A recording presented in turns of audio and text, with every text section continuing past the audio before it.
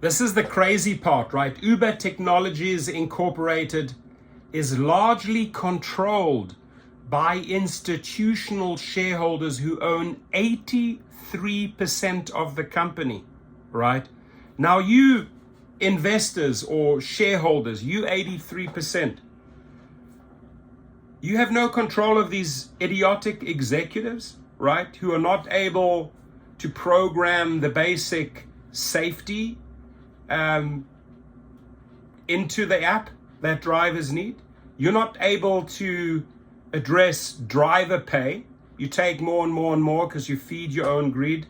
We're going to switch it up a little bit in 2024. As you can see, we're bringing protest to your doorstep at Uber headquarters, at Lyft headquarters, and we're going to continue the pressure every single month, connecting with the media, exposing you guys for who you are. You're incompetent. You are not able, you are not willing to do the basics. Why should we? Right? Why should we? Why should we carry on down that road and allow you to exploit drivers? Now, one of them sticks out, Vanguard. We'll talk about them. I'll be calling them out more and more and more, and their directors. So key insights: institutions' substantial holdings in Uber Technologies implies that they have significant influence over the company's share price. A total of 17 investors have a majority stake in the company with 51% ownership. A look at the Rideshare holders of Uber Technologies can tell us which group is most powerful.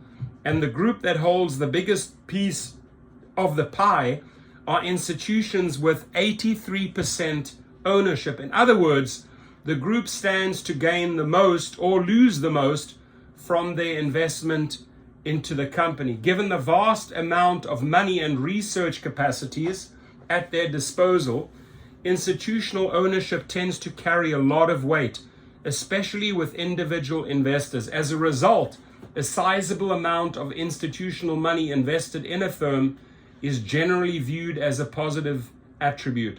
Let's delve deeper into each type of owner of Uber's technologies, beginning with the chart below.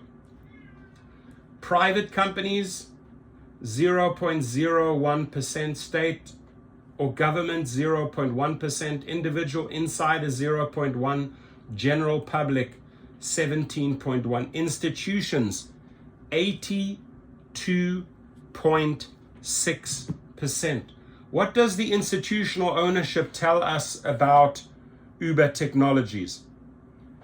Institutional investors commonly compare their own returns to the returns of a commonly followed index. So they generally do consider buying larger companies that are included in the relevant benchmark index.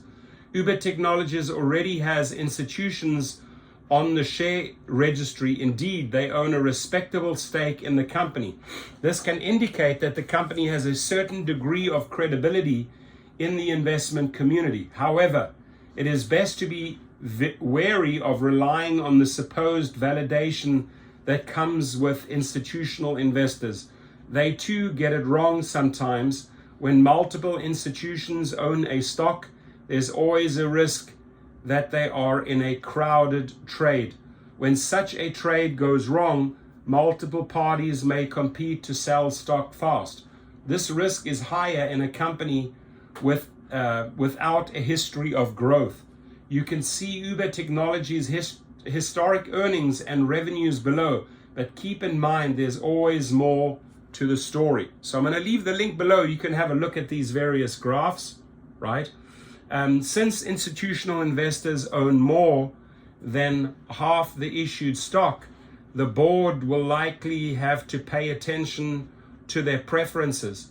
We note that hedge funds don't have a meaningful investment in Uber Technologies. The Vanguard Group, right, this is the one we're going to call out most, the Vanguard Group, this here, is currently the company's largest shareholder with 8.1% of shares outstanding. There it is. And these are the fools that I'm going to call out, because you're doing nothing.